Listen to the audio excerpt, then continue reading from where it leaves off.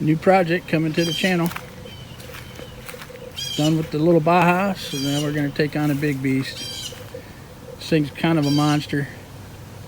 4-wheel drive, 375 Arctic Cat.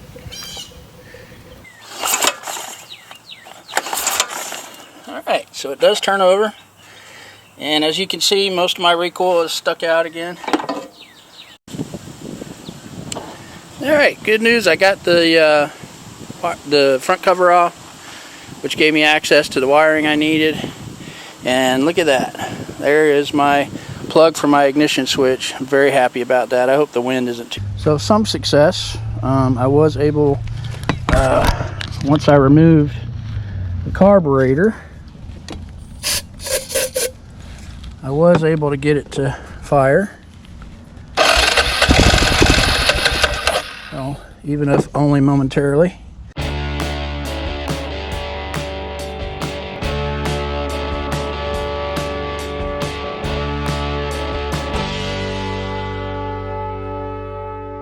Thanks for coming back for video number 2 on the Arctic Cat 375 4x4.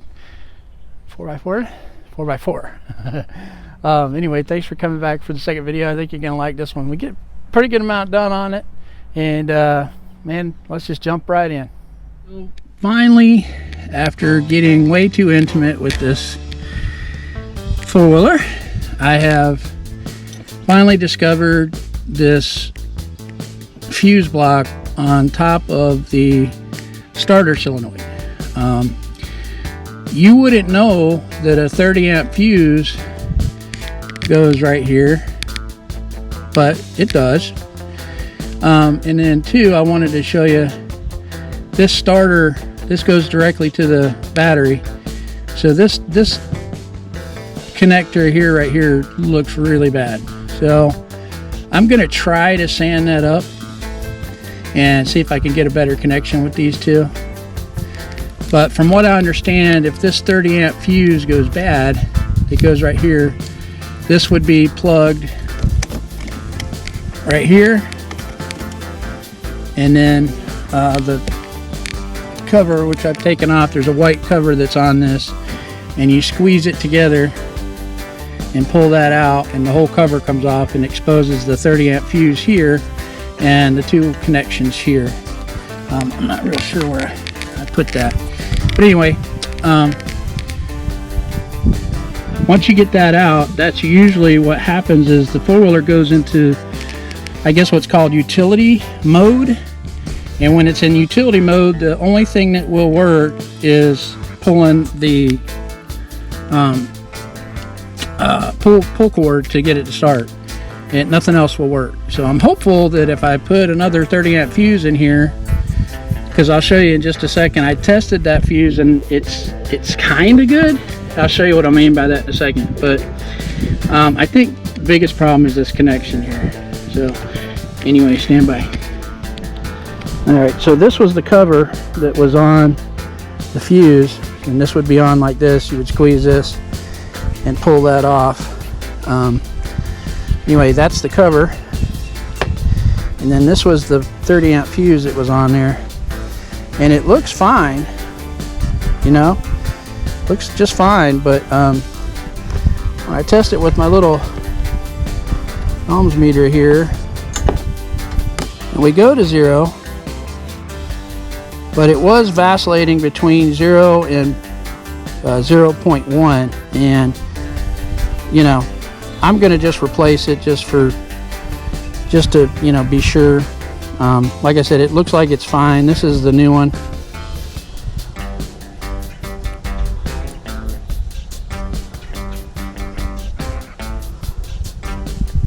And that's what it should be reading right there. So anyway, before, just now, the original one was reading 0.1, and it wouldn't come off that. So anyway, we're gonna give this a whirl and see what happens. So what I want to show you right here is, this is straight from the battery, this wire. See how intermittent that is? See that? There we go. There's some current, but nothing on this terminal here. But but it is getting there.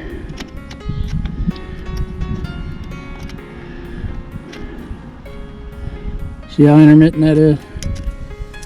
So I'm going to clean this off. I got really almost nothing there unless I really dig it in. Right? So I'm going to clean that off real good and see if I can get a better connection, and then try putting the fuse in and see what happens. And you can see I greased it a bit. It's been on there a little while. As you can see, this starter relay is completely corroded. So I have figured out that problem anyway. So I'm going to go ahead and get a new one ordered, and we'll go from there.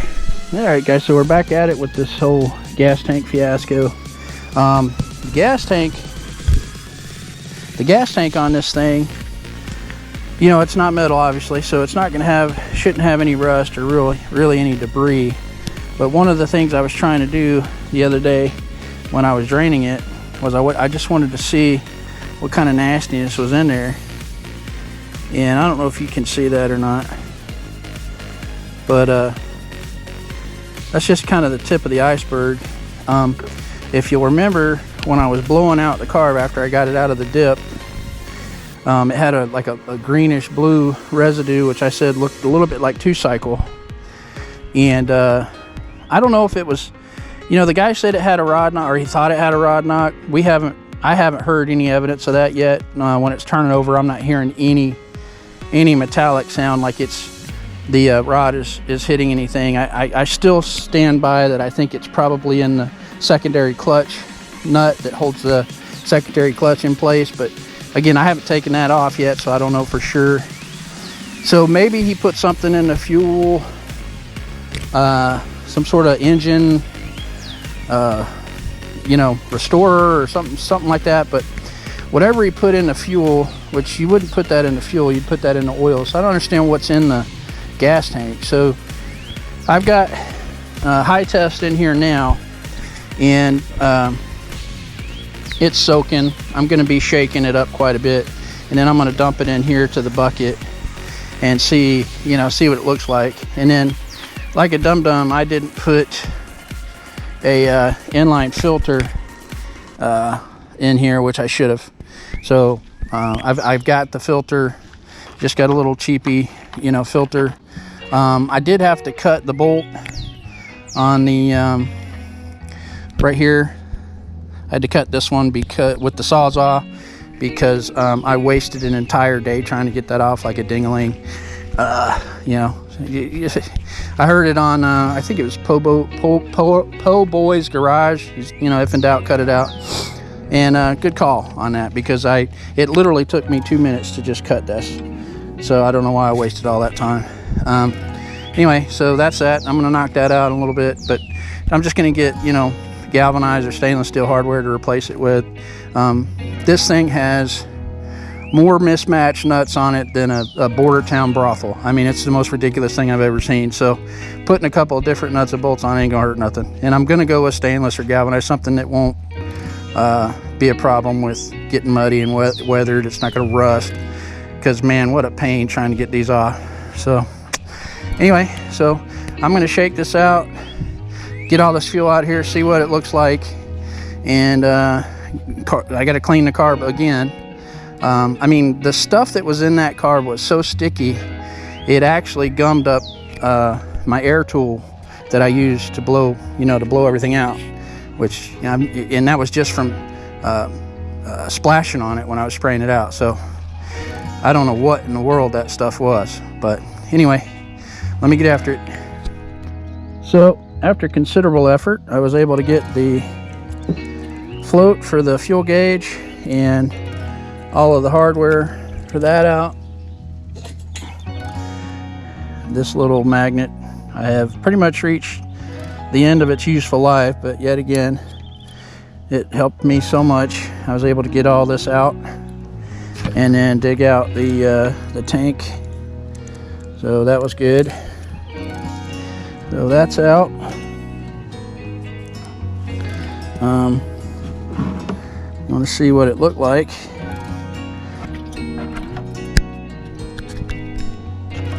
if you want to see what it looked like, what was in there. That's a new fuel mixed with whatever the heck all that nastiness is in the bottom. And that dark half moon there, I have no idea what that garbage is. But needless to say, that's some pretty gross stuff. And the tank is still a little bit dirty inside, so I'm gonna actually have to do it again one more time. But you know, at least we got this crap out of there. Okay, so I got this terminal cleaned up.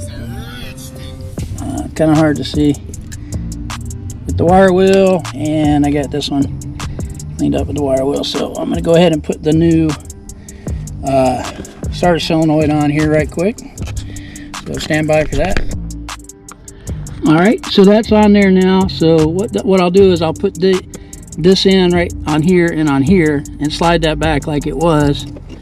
And then too, just FYI, these have a fuse, a backup fuse right here.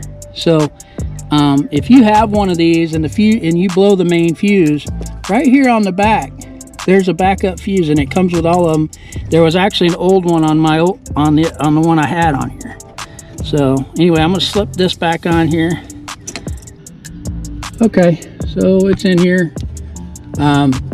I wasn't able to get the rubber on here because it's actually backwards.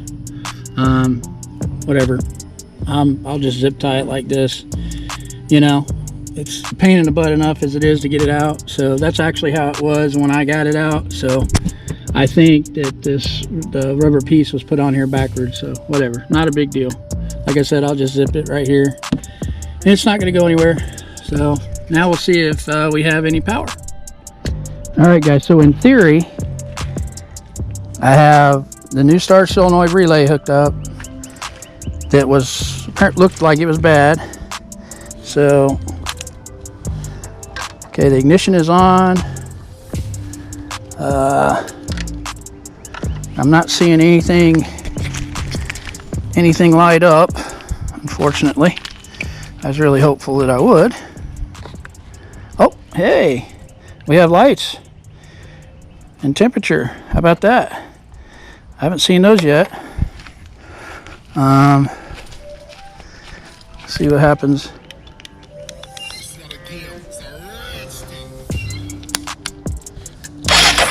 Hey, we have ignition. Awesome. Let's see what happens if I put a little starting fluid in here. Maybe we'll get some juice. I guess it would help if I put this.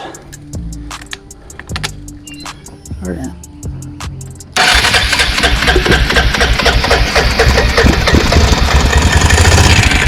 Hey, that's a big improvement.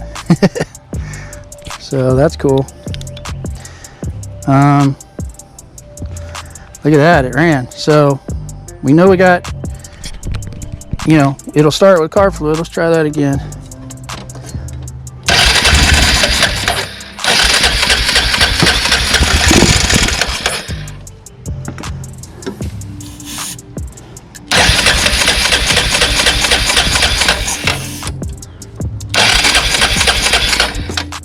Spray too much in there.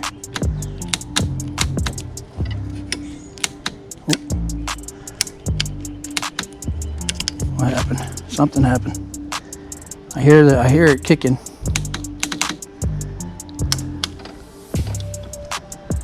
Did I hit something? Should be in neutral. Yep. I hit something.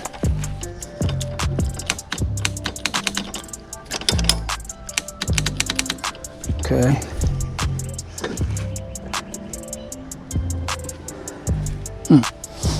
Damn, we had it for a second, didn't we?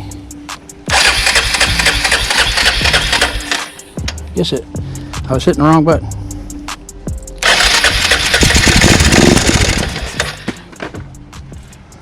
Awesome. Well, all right. So that's huge progress. Okay. So she did run. So now I guess gotta hook the gas tank back up and get a little gas going in here. Hey guys, thanks again for joining us. That's going to be it for the second video on the Arctic Cat 375. In the next video, we're going to be working on getting that gas tank on, cleaning the foiler up, hopefully, if we get it running, and you know, just kind of button it up as best we can, and then moving it on. So hopefully you liked the video. If you did, man, I could sure use a thumbs up and a subscribe. You know, hit the notifications button for you know, when I get the third one up, which I'm going to get it up a lot quicker than I did this one. Sorry about that. And anyway, thanks again for checking it out. I appreciate it. Have a great day.